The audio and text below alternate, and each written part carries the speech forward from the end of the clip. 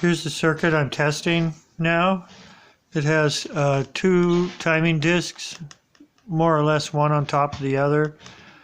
It's 8 pulses per revolution, and there's 8 pulses out, and it's timed. You can kind of see the magnets here. Here's the motor pulse right here with the Hall effect, and it's right on the Hall effect, while at the same time it's in between the magnets over here. And so this is the cap discharge circuit over here, and this is the delayed, about 5 degrees delayed connection of the flyback, and I'm using bidirectional MOSFETs. Notice the sources connect and the gates connect, and then the switching goes on the drain A and the other drain B. And note how the steering diode is connected to the out of the coil that's headed to the drain, but I chop it here. I switch it at the between the drain of the MOSFET and the steering diode. So I'm not chopping it on the way to the steering, on the way to the capacitor over here. I'm chopping it over here on this end of the diode. And I was getting better performance that way. That's why I'm doing that.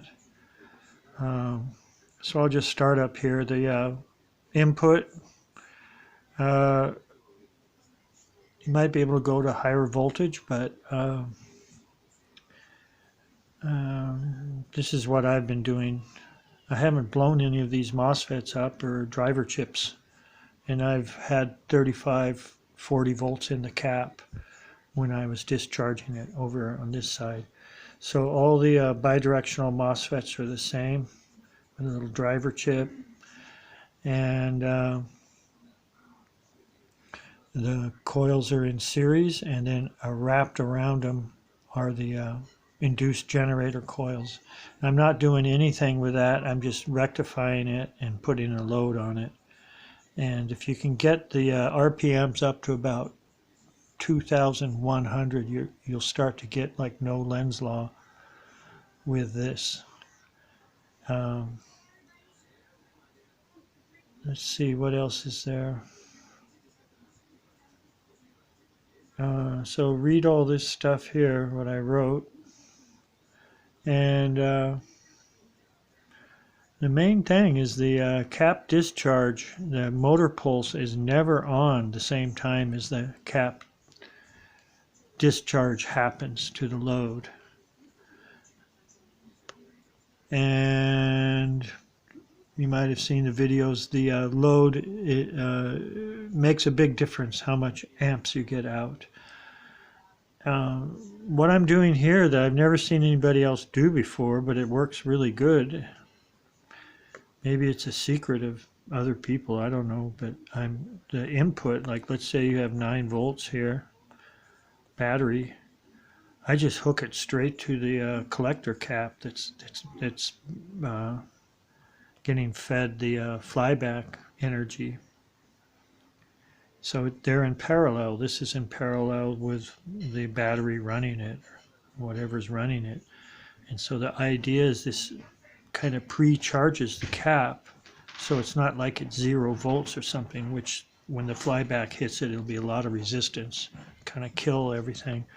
So it's always at 9 volts if it's 9 volt battery, the cap, and then on top of it, the excess energy is that flyback getting hit in there, and when it's a pre-charged cap, it accepts the flyback better. That's what I think is happening. And so that's what I'm doing there.